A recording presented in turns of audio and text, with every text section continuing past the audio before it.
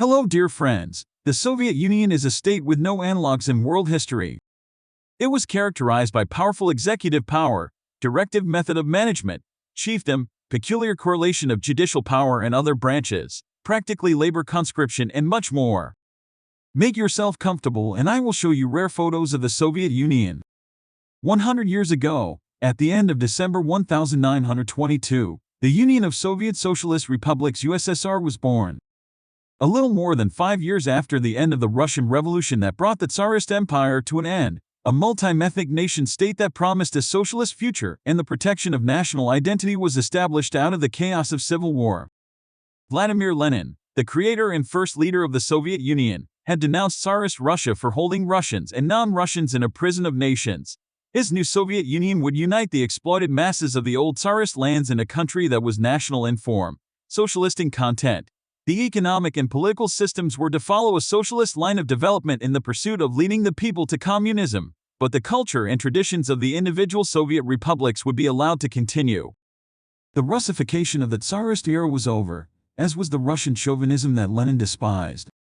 However, as was so often the case in Soviet history, the reality of this new way of life didn't live up to the promises made by the party bosses in Moscow. What emerged was a huge nation that forced millions of people into a federation initially made up of Russia, Ukraine, Belarus, and the Transcaucasian republics of Armenia, Azerbaijan, and Georgia. Over the next 2 decades, the USSR became the world's largest country, building on what was already the world's largest country, Russia, as new republics were added from the lands that surrounded Russia and that had made up the old Tsarist Empire. These included the Baltic states, which were incorporated against their will as part of the Nazi-Soviet Pact signed in August 1939.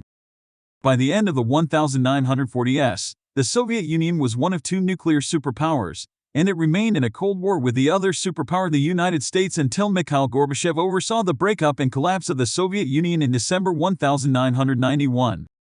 The huge new nation created by Lenin in 1922 was far from what he believed would emerge from the revolutionary upheaval of 1917. His Marxism was outward-looking and internationalist, and he rejected patriotism and nationalism. And although, as David R. Marbles notes, the USSR initially saw flowering of national cultures in republics like Ukraine and Belarus, and especially the growing importance of national languages, Joseph Stalin moved away from this policy in the 1930s by centralizing authority and concentrating more power in the hands of the party leaders in Moscow.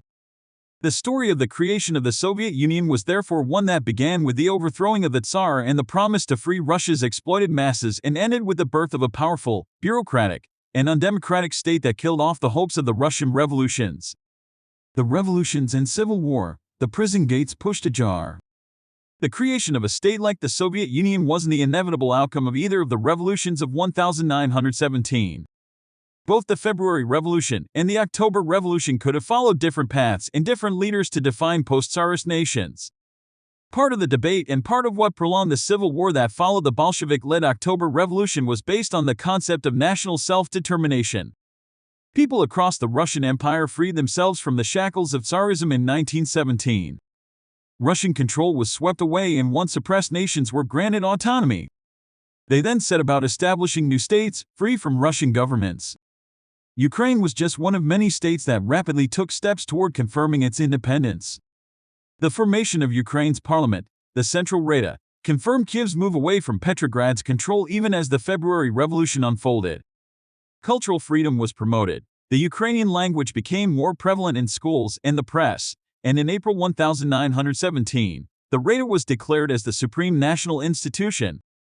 The provisional government in Petrograd, however, continued to be less than enthusiastic about granting Ukraine its autonomy.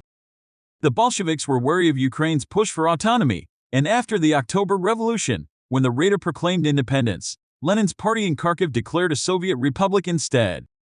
Confusion and conflict continued, but in January 1918, indigenous superiority was confirmed when the Rada established the Ukrainian People's Republic.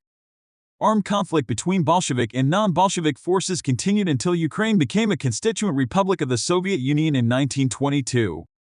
In the post-revolutionary Caucasus, the Russian Provisional Government maintained a strong presence by forming the Special Transcaucasian Committee. This brought together representatives of Armenia, Azerbaijan, and Georgia, while Russian dominance was asserted by Vasily Kharlamov, a cadet deputy from Russia's Fourth Duma. The committee lasted until the Bolsheviks came to power, at which point a new body, the Transcaucasian Commissariat, replaced it. Based in Tiflis, modern-day Tbilisi, Georgia, Armenia, Azerbaijan, and Georgia had 3 representatives each in the Commissariat, while Russia had 2. The main leaders were Mensheviks, who were well represented by Georgians, Socialist Revolutionaries, Dashnaks Armenian nationalists, and Musavatists Azeri Pan-Turkists.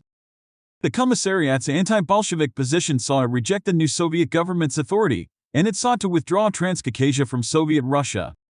In February 1918, against the backdrop of both the Russian Civil War and the Russian Central Powers peace talks, the Treaty of Brest-Litovsk would end Russian participation in the Great War. The Transcaucasian